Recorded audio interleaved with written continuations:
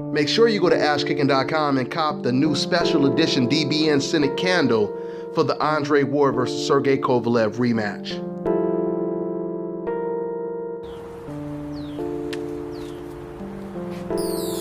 This is Bobby, and you're watching Dante's Boxing Nation.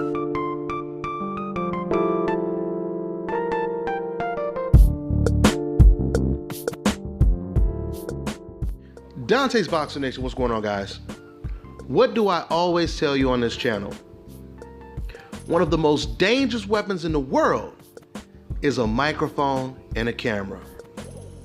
And Freddie Roach, he can attest to that. Because whenever you're not telling the truth, whenever you're not being honest, that microphone will always expose your contradictions. So Freddie Roach did a recent interview, and he said when asked if his fighter is going to fight Terence Crawford, he said, "Who is Terence Crawford?" And he says he's not that popular. And then he said, black fighters just don't sell very well against Filipino fighters. Referring to Manny Pacquiao, of course, right? Now, there are so many contradictions in what he just said right there. And this is not a case of Freddie Roach being dumb, like he doesn't know the numbers, like he doesn't pay attention to what's going on, because he does know. That's what makes this extremely hypocritical on Freddie Roach's behalf. Now, when it comes to the numbers, Freddie Roach knows, just like we know, that Manny Pacquiao did his biggest numbers against a black fighter. And there's a very good chance Manny Pacquiao will never do numbers like that again against any other fighter, right? Now, furthermore, Freddie Roach, he said a Filipino fighter versus a Mexican fighter does better numbers than a Filipino fighter versus a black fighter. We know that not to be the case and not to be true as well. Why? Because when Mexican Oscar De La Hoya went up against Filipino Manny Pacquiao, Floyd Mayweather did better numbers against Manny Pacquiao than Oscar De La Hoya did. So if Freddie Roach's logic was accurate, then that would mean that Manny Pacquiao versus Oscar De La Hoya would hold the record right now when it comes to pay-per-view buys, not Floyd Mayweather versus Manny Pacquiao. And wait a minute, if Freddie Roach believes that Mexican fighters versus Filipino fighters does much better than blacks, why is Manny Pacquiao fighting against an Australian fighter? How come they didn't look for another Mexican fighter for Manny Pacquiao to fight next if they're not going to fight against a black fighter? I mean, it's just so many contradictions here. Now let's go back to Terence Crawford. Now, once again, this goes back to that dangerous ass weapon of a microphone. Because clearly Freddie Roach, he forgot that after his last fighter lost to a black fighter, Terence Crawford, Victor Postal did, right after that fight, Freddie Roach was in awe of Terence Crawford's skills. He said he's very talented, he's very strong, he's like a Floyd Mayweather with power. That's going to be a very difficult fight. This is pretty much what Freddie Roach said about facing Terence Crawford, Manny Pacquiao that is, right? Then later on, a couple weeks later, he made an interesting admission by saying that he had a conversation with Bob Arum, and clearly Bob Arum doesn't agree with Freddie Roach when it comes to his assessment on race, going, black fighters versus Filipino fighters, because Bob Arum is aggressively trying to make that black fighter versus Filipino fighter right now, which is Terence Crawford versus Manny Pacquiao.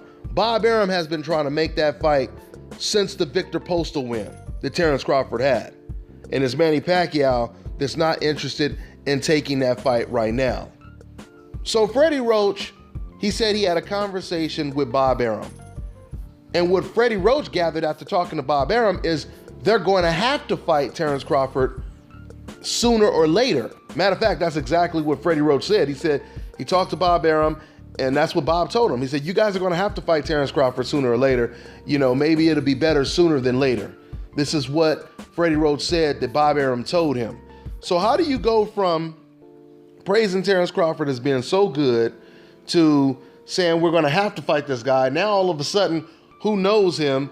There's no reason for us to fight him because, Filipino versus, blacks don't sell, et cetera, et cetera. It's not making any sense.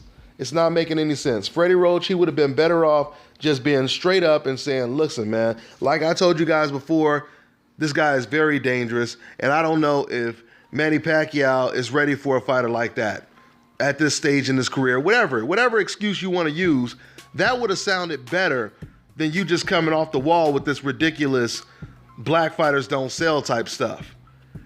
See, this is the thing when it comes to, I tell you guys all the time, boxing is largely based on race. And if you guys notice, Freddie Roach, he can say something like that. No one's accusing him of playing a race card. No one is accusing him of race baiting. No one is even asking him, hey man, why did you even have to mention race? Why couldn't you just keep it boxing? Unfortunately, boxing is race, okay? The words boxing and racism are synonymous. No doubt about it.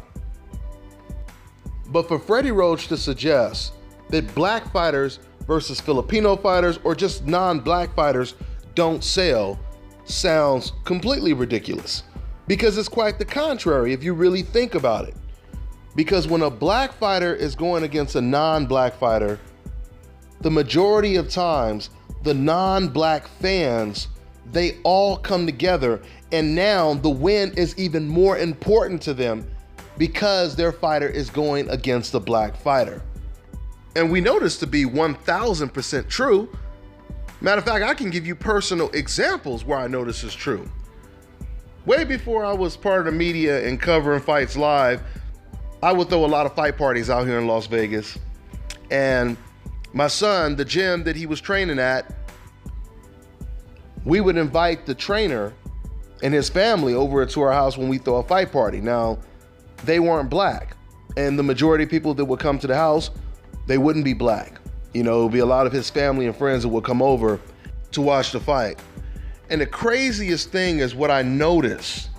What I noticed is, because we would have a huge crowd, by the way. I'm talking about 50 to 70 people in the house. We'll be watching these fights, and you know how you always get the undercard fights where most people in the room, they don't even know who they are. But what I started to notice is whenever there was like an undercard fight, and it was like any fighter of any race, nationality going up against a black fighter. So it'll be a non-black fighter versus a black fighter. Whenever that was the case, everyone in the house, they would be jumping up and down, going crazy, rooting for the non-black fighter to win, right? And then if the black fighter did happen to win, they would be pissed off. That was some BS. That was a robbery, et cetera, et cetera. I mean, now the first time this happened, I was thinking maybe it just looks like this, right? And then after it happened a second and the third time, then I was like, okay, it's not a coincidence anymore. As a matter of fact, I remember it was one fight we were watching, or they were watching. I was running around the house, taking care, getting everything ready. But they were jumping up and down once again, rooting for the non-black fighter to beat the black fighter. And I remember right after that fight was over, then it was like two fighters that were both non-blacks. And when that fight came on, they were just walking around the house, cigarette breaks and all kind of stuff. They didn't care as much anymore because they felt the stakes were not as high anymore. There wasn't that much on the line because there was no black fighter to either beat or lose to. I mean, I was about to say I don't know why things are this way, but obviously we do know why things are this way. I mean, but the only thing I wonder is, does it have something to do with the fact that when you think of greatest fighters of all times, you think of the majority of people you think of are black fighters. Sugar Ray Leonard, Hagler, Hearns, Sugar Ray Robinson, Muhammad Ali. These are fighters that usually come to mind when a lot of fans think of the greatest fighters. Of course, you have Duran and other non-black fighters, but the majority of fighters that are usually praised, they happen to be black fighters. So I just wonder if this has something to do with the animosity towards black fighters. Now, I feel Freddie Roach, what he should have said, instead of saying something that completely contradicts everything he said before, what he should have said was, You know, there's a problem in the sport of boxing. And the problem is black fighters don't get the credit that they deserve. And I think they should get the credit, especially if they're successful, if they're this, if they're that, if they're on the level of an Errol Spence. You know what I mean? So that's something that Freddie Roach could have said that would have made more sense. He could have came out and said, I can just see there is some type of personal disdain towards black fighters by a lot of boxing fans. That would have made a lot more sense if he would have said that, but he didn't say that. And he said something basically sticking his foot in his mouth. Because there is no way you can use that as an excuse to not fight Terence Crawford. Oh, I'm not going to fight him because black fighters don't sell. Do you know how ridiculous that sounds? This is a sport. What is Manny Pacquiao doing? Is he just trying to collect a couple checks before he retires? Now, I'm not saying that Manny Pacquiao has to fight this man. But what I am saying is if his own promoter wants to make that fight, then that kind of makes Manny Pacquiao look just a little bad when it comes to why he's not taking this fight. I tell you guys all the time, boxing is driven by race. And when the racist boxing fans hear people like Freddie Roach make a comment like this, then all Freddie Roach is doing is throwing red meat to all of these racist fans, and they eat it up. And now they feel a lot more comfortable with their racist views towards black fighters. Because basically, what Freddie Roach kind of said in microcosm is there's no reason for Manny Pacquiao to ever fight black fighters. Because fans don't want to see a black guy fighting against Manny Pacquiao. Now, an irony of that is, to a certain extent, some of what Freddie Roach saying is actually true. Not the black fighters don't sell part, but the indirect part that Freddie Roach is saying, which is, once again, fans don't want to see their favorite fighters in there with a black fighter that's dangerous enough to possibly beat them. That's 100% true. I mean, you go back and you look at Golovkin versus Andre Ward.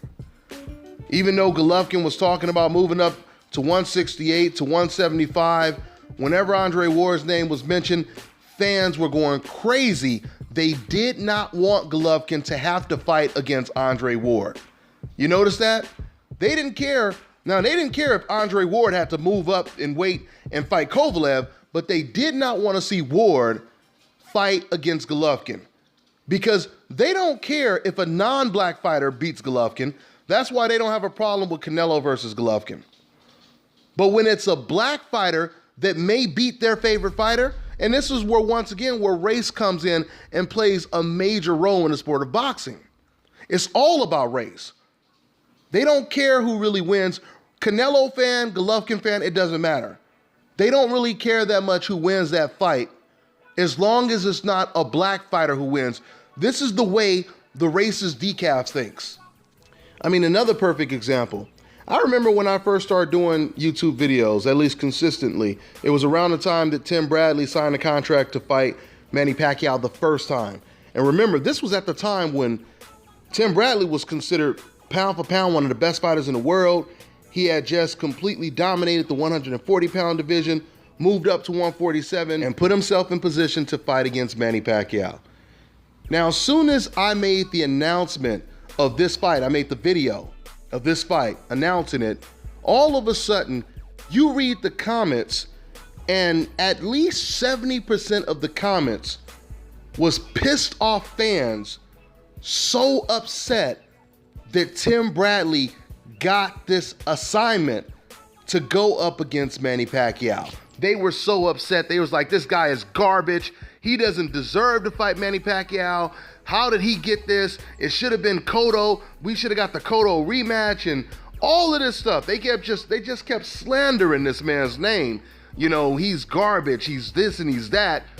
And it's so crazy because Tim Bradley didn't receive any hate until he signed a contract to fight against Manny Pacquiao. And that was simply because they did not want a black fighter to be the person to possibly beat Manny Pacquiao. I remember when Manny Pacquiao kept fighting Marquez over and over again. There were a lot of fans that were saying things like, man, I'd rather just see Manny Pacquiao just keep fighting Marquez. Don't fight anyone else. Just keep fighting Marquez. Because once again, they didn't care who won or lost the fight, as long as they weren't losing to a black fighter. I mean, look at Floyd Mayweather versus Manny Pacquiao. The fight that all these fans, they wanted to see so bad. They kept saying Floyd was ducking him, and they kept demanding, why doesn't Floyd fight Manny Pacquiao? I mean, right before the contract was signed, you had fans that were still saying, why won't Floyd Mayweather fight Manny Pacquiao? That's the fight the world wants to see, etc., etc. Soon as Floyd Mayweather obliges them and he fights Manny Pacquiao and dominates Manny Pacquiao, then all of a sudden, now these fans are upset. Oh, that was the worst fight ever, etc., etc. Why? Because the wrong guy won the fight. As Larry Holmes said after he beat Jerry Cooney. He was the one that said that. When Larry Holmes beat Jerry Cooney, he said it was a bittersweet feeling because the perception is, from all of the fans, the wrong guy won. The wrong guy won. And that's the type of backlash Floyd Mayweather got when he beat Manny Pacquiao. Like I said, it was only months before the fight was announced. The same fans that were saying, why won't you fight Manny Pacquiao, Floyd? As soon as the fight was signed, now all of a sudden they start saying, oh, you're only fighting him because he's old, because he's this. Even though Floyd Mayweather was older, even though you were asking for the fight a month ago. Because if Manny Pacquiao was already old or Floyd was already old, why were you still saying you want to see the fight? Because you're contradicting yourself. Because realistically, they didn't want to see this fight. They never wanted to see this fight because deep down, they felt Floyd Mayweather would probably win the fight. It felt better psychologically. They felt they had the edge when Floyd wasn't fighting Manny Pacquiao, because then they could at least say, hey, the fight, hopefully it never happens, and we could just say, we can continue to say that Floyd is a coward for not taking the fight. But when Floyd Mayweather surprised people and he took the fight, then all of a sudden they had to start making excuses why Floyd will most likely win the fight. And that fight, that broke fans' hearts, decafs. It broke their hearts more than any fight ever had. Because for years, fans had damn near been taught that the only person that has a chance of beating Floyd Mayweather is Manny Pacquiao. They've been taught that Floyd was so afraid of Manny Pacquiao, etc., etc. And soon as Manny Pacquiao could not deliver, they had to throw Manny Pacquiao under the bus by trying to diss Floyd Mayweather. Or discredit him, I should say. Because the fighter on the coincidental list won. And that wasn't supposed to happen. So at the end of the day, they do not want to see their favorite fighters possibly go up against a very dangerous black fighter if they know that that black fighter has a chance of beating their favorite fighter. This is why Canelo Alvarez, he can cruise through the junior middleweight division without facing Demetrius Andrade, Jamal Charlo, and receive no backlash from the media, the mainstream media, receive no backlash from the majority of boxing fans, because this is what the boxing fans want. They don't always or necessarily care about their fighter being the best. They just want to keep him winning. Even if that's at the cost of their fighter not being the best, they would rather that be the situation. Leo Santa Cruz, Carl Frampton, they don't fight Guillermo Rigondeaux, no pressure by the mainstream media.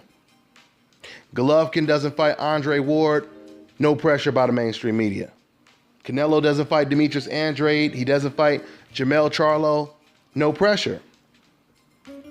Golovkin doesn't give Danny Jacobs a rematch, no pressure. Because any fighter on the coincidental list that is a threat, they don't want to see the fight. And Freddie Roach, he understands this, and he knows this to be the case.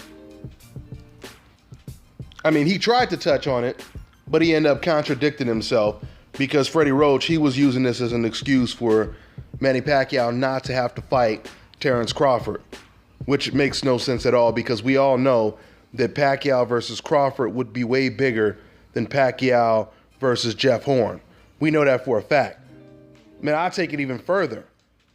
Manny Pacquiao versus Terence Crawford right now would be bigger than Manny Pacquiao versus Mexican fighter Brandon Rios. Terence Crawford, Pacquiao would be way bigger than that fight was. So that's just more proof that what Freddie Roach said was completely inaccurate. And he knew it was inaccurate when he said it. He just felt he had to say something to try to keep Terence Crawford off of his fighter, Manny Pacquiao. I'm gonna close with saying this. I keep telling these decafs, you guys cannot use the excuse, which is nothing but code words, using these excuses that these black fighters are boring and that's why we don't want our favorite fighters to fight them. You can't use that excuse. First of all, saying that someone is boring is extremely subjective, number one. And number two, fighters are supposed to be in this sport to become the best. If everyone started to say, oh, we're not gonna fight this race of people, and then this other race will say, oh, we're not gonna fight that race of people for this reason or that reason, then we wouldn't get any of the fights that we're getting today. Does that make sense? It wouldn't make sense if it went down that way. Because anyone could just say, if I don't like that guy right there, I don't want my favorite fighter to fight him because I don't like that guy. I don't like the way he fights, et cetera, et cetera. I mean, do you guys really think this is a coincidence that the only fighters the decafs call boring are black fighters? You think that's a coincidence? Despite so many other non-black fighters that we've seen in boring performances, and they never say, oh, we don't want our guy to fight that guy or this guy because he's boring, nobody likes him. They never say that about non-black fighters, right? So we know what time it is at the end of the day. I have more to say about this, but that's pretty much all I got for now. And by the way, guys, we won't be doing a radio show for probably a couple of weeks because, like I told you, my computer, when I was in Manchester, England, at the airport at least, I had some issues getting through the security gate. Because of all the camera equipment I was holding, they kept trying to put my stuff through the metal detector, and for some reason it kept getting flagged, and I was there for like 45 to 50 minutes, and I almost missed my flight. They had put my laptop, or I had put my laptop to the side, and after waiting about 50 minutes for them to give me back my camera equipment, as soon as they gave it to me, I ran to the plane, and I ended up leaving my laptop. So now it's gonna take a couple days. They said it's gonna take at least about 6 or 7 days for them to process everything and figure out if they even have it in their possession. So that's what it is. All of my stuff is on that computer. I do my radio show podcast with that computer. So I'm either gonna be getting a new computer or I'm gonna be getting my original one back from the UK. But with that all being said, that's all I got for now, guys. I'm on to the next one.